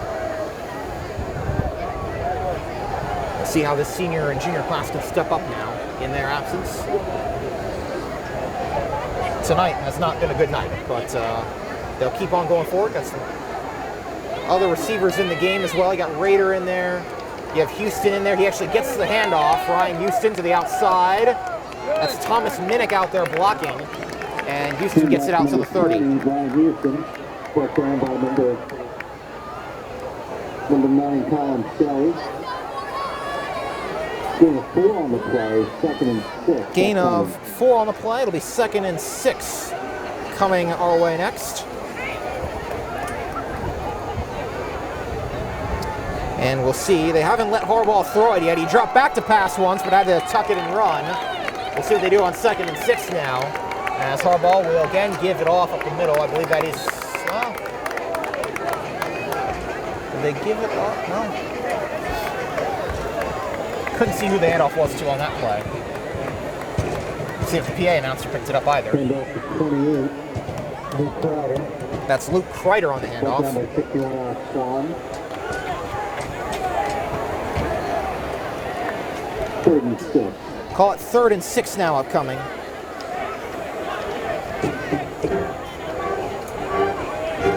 And with 5 minutes to play, we'll see what they let Harbaugh do here. He will roll left. He's going to be pressured. He's going to throw. He's got a man. Oh, it dropped. It was going for Adam Acker, and Acker couldn't haul it in. It went right through his fingertips and off his body. And, well, Colson, that pretty much sums up the night. That right there does sum up the night. Yeah, you hate it. Just seems like after that second play of the game, nothing has gone Hempfield's way. Nope, really hasn't. They'll bring Saunders on once again. And he'll kick it away, and you know, I don't think, I don't have any stat to back this up off the top of my head, but I don't think we've seen Warwick even pump the ball since the first quarter. Hempfield decided to do that all too often, as they're going to let this one bounce, or actually be taken. Taken at the last second by Danny Coomer, who was going to let it bounce, and then it bounced right into his belly, so he was like, all right, I'll take this, and try to get her he was thinking, oh, look what I found. Yeah, really. One of those moments like, oh, I wasn't supposed to get the ball, but I'll take it.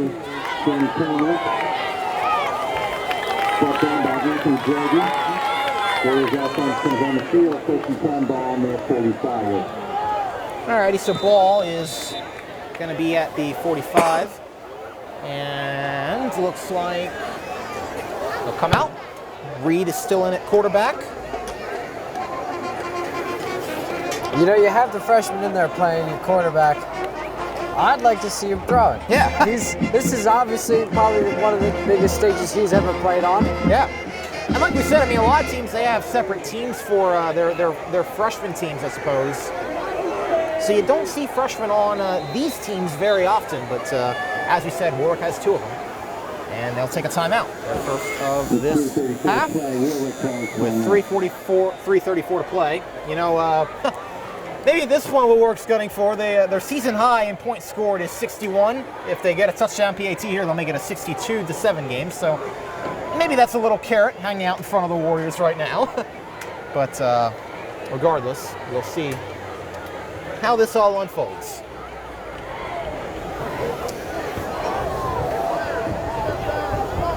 Colson, I know you don't have experience playing football, but I know as a volleyball player, I'm sure you've had times where you've been through really demoralizing losses like this. How do players bounce back from something like this? Yeah, I've been through a couple of losses like these. What you got to do is you got to get together with your friends on the team, your teammates, go out to a dinner or something, have some fun, play games, play some touch football in the backyard, something like that. Well, they might want to get away from football for a little bit after tonight. They might, they might want to just regroup a little. But I'm with you on that. But then bottom line is, this coming week is going to be super important for Hempfield to focus and lock in and be disciplined at practice, so that by game time we see the same discipline out of a Hempfield team that we see in these great teams like Warwick. Got my producer behind the camera, Chase Gibbons, laughing. He's a lacrosse player, so he's also been through it as well, I'm sure.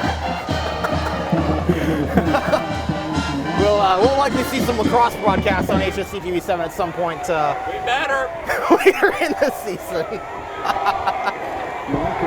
But yeah, for those of us non-athletes like me, maybe we can't relate to it, but for the two guys standing to the left and right of me, they know what it's like to have the highest of highs and have the lowest of lows, and they've been through it. It's a handoff here, goes to Dalton Steiner, as we've got under 2.5 minutes to play. Number 3, Dalton Steiner, brought down by and that'll bring up fourth down. Adam Acker, who had that drop on the last drive, makes up for it there with the tackle. Going to be 4th and 6 upcoming, and looks like they're going to keep the offense out there. Let Reed see what he can do. Like we said, has not had to throw very much to this point. Only a couple of the Hempfield faithful remaining in those stands. Yeah. They were packed at this game. Lots of excitement for it, and then all of a sudden, as the game went on, those stands started emptying. Nice kick. Takes a nice bounce all the way down to the 11th. More rolls dead, so nice one there by the freshman, Jack Reed, able to bring it pull a little pooch punt, squib kick, whatever you call it, down to the 11-yard line. That's where Hempfield will start probably their final drive of the night. Maybe they hope it's their final drive of the night at this point, with 1:39 to go. Ah, man. Well, yep, as we said, Colson, you're going to have nights like these. Doesn't matter what team you are, who you're playing, even for a dominant team like Warwick, I'm sure in the past, obviously not this season, but in the past, they've had nights like this too, where it's just, you just don't have it for one reason or another, and I think that's a very similar situation here. Ball remains in the game. This is his 3rd drive at quarterback. And he keeps it up the middle.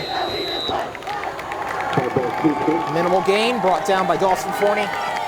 Brought down by number 85, Dawson Forney. And we now tick to down inside a minute. And this one, it was a night that started with some optimism. Hempfield got on the board first, but, well, they haven't gotten on the board at all since then. And it's been all Warwick in that affair to this point. As this will maybe be the final play, as we're inside 40 seconds. Sent in motion is Almodovar. No, that's not Almodovar, that's Acker, my apologies. Acker on the carry, brought down for maybe a minimal gain, and I think that might take us to the end of this one. I think your key player tonight, your MVP for Warwick, is definitely quarterback Joey McCracken. 4 passing touchdowns, great decisions in the air. Well over, I would say probably over 200 yards of passing. Oh, definitely. Tonight. Well, he came in the night at 900 total. He's going to leave with that total being over 1,000, and that's going to be all she wrote. The fat lady's going to be singing Well It All Night, as the Warwick Warriors have taken this one in commanding fashion. 55-7, Colson.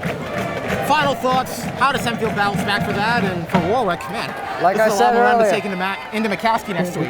Like I said earlier for Hempfield, they've got to go home, they've got to rest, recover, come back ready to focus Monday for practice, and then through the rest of the week. And then they got to be ready Friday night against Cedar Crest at Cedar Crest. And for Warwick, they just keep on chugging. They've put them 209 combined points for the first 4 games of the season.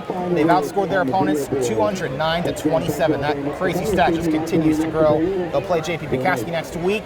We will be in Cedar Crest to take on that team. If they beat McCaskey tonight, which we believe they had, as they were up 20-0 at the half, they'll go into that game undefeated. Hempfield will fall to 1-3.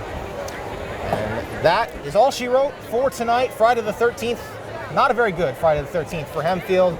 They fall 55-7. For my producer, Jace Gibbons, my colleague, Colson Hunt, I'm Kasey Kreider, saying so long. You've been watching HST TV7's broadcast of Hempfield Black Knights football, where tonight the Black Knights fall to the Warriors as they stay undefeated.